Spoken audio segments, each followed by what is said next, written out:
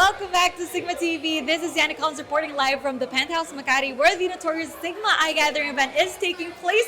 And joining me today is this very, very gorgeous young lady, FROJD, who is CEO and head of Smart Recruitment. So Ellen, great to have you today. Thank you so much for having me. I'm glad to be here. So Ellen, I want to start with, how is the general recruitment environment going these days? Has it been busy? Yeah, I mean, throughout the whole pandemic, it's actually been quite busy. Obviously, with when the pandemic hit in March 2020, it was about 2 months where all the companies kind of had to, regroup and move people for working from home and kind of, adapt to the drastic changes. But after those 2 months, it's been kind of full speed, at least from our end. And with that said, it's worth to mention that this is still the candidates market, I like to say. And what I mean with that is we have a higher demand than we have supply of experienced and qualified candidates in this industry. So, it's important for companies and hiring companies to remember to maybe be open to hire people from other industries as well. And another thing that I also know that people have always asked me about in recruitment is about salary levels in this industry.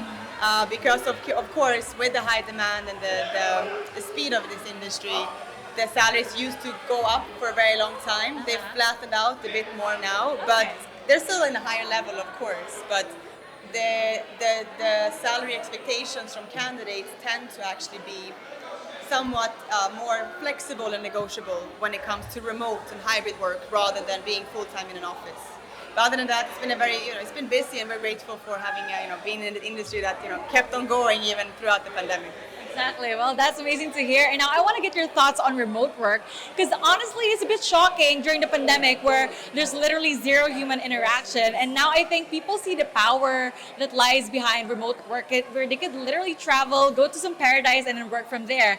Could you give us an insight as to what the post-COVID workplace would look like? And is remote work here to stay? I believe it is, yes. I mean, our indication from companies, our clients, and other companies in this industry is that a lot of the roles, majority of the roles actually, are still doing remotely, or if not fully remote, it's like a hybrid setup, meaning like maybe 40% in the office and 60% working from home.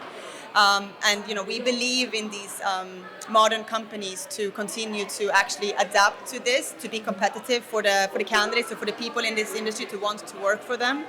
We obviously, of course, understand the importance of being in an office, meeting your teammates, meeting your bosses and the management. But we also do think that you need to have a balance with that, also the flexibility that comes with remote and hybrid work situations. I think it's here to stay, and it should be here to stay. I think it's better for everyone. And I guess there's a bit of a fear right now as the pandemic eases in. Companies right now are requiring people to report back to the offices. And I could easily speak for Filipinos here because that's really happening at the moment. And so what are your thoughts? Are you in favor of the 4-day work week, or what does that imply in the long run? I mean, I haven't really I've heard about it. Actually, from last year, I've heard about people talking about it, and I think there are a few companies that are doing it, because I've heard it from candidates that I've been recruiting for other companies, if they also offer the 4-day setup.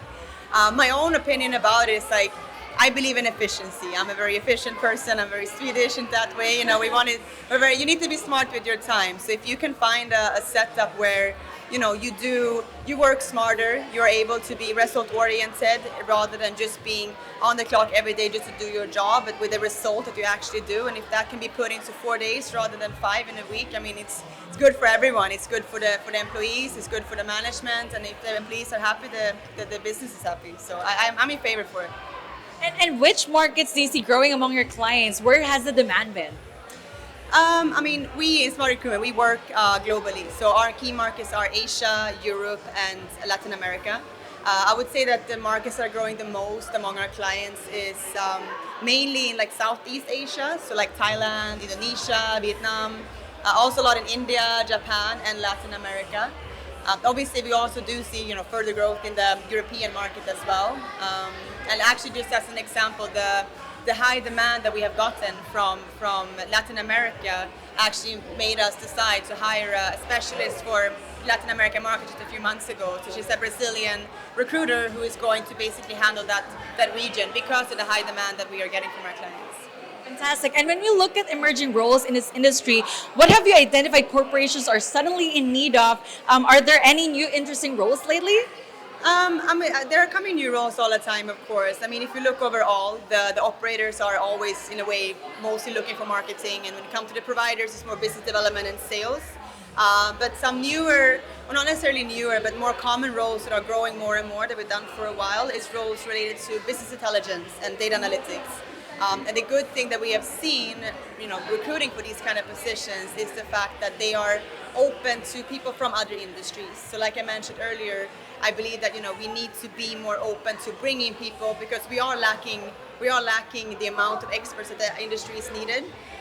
So in order for us to get more experts into the industry, we need to be more open for other industries. For example, the BI roles have been from e-commerce, travel sites, and they are still experts at what they do, but there's not necessarily an iGaming. They can learn the iGaming field. So I think that's something that hiring companies should think of because it also ends up in giving more work opportunities for more people as well. So yeah, I think those very analytical and data-oriented roles. Yeah. Okay, when we look at the job opportunities in this space, are we seeing Asia's online and land-based casinos like hiring lately, or are we seeing more layoffs? I mean, I can only speak for the online. I don't work for the land base. But overall, as I mentioned, we've been busy. We are recruiting. I am seeing a difference in the movement that was happening maybe 2020 to 2021 when there was a lot of companies moving out of Manila. Maybe not completely, but mainly their operations were outside in other Asian countries. I see that it's reversed now. They're coming back. They're opening operations here again. Even if not the whole operations, they're having people here again.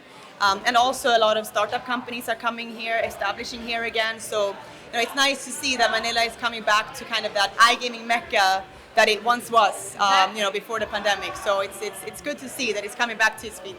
That's really exciting. Well, Ellen, thank you so much for joining me today. Incredible insights you've laid out today to our audience. Thank you so much.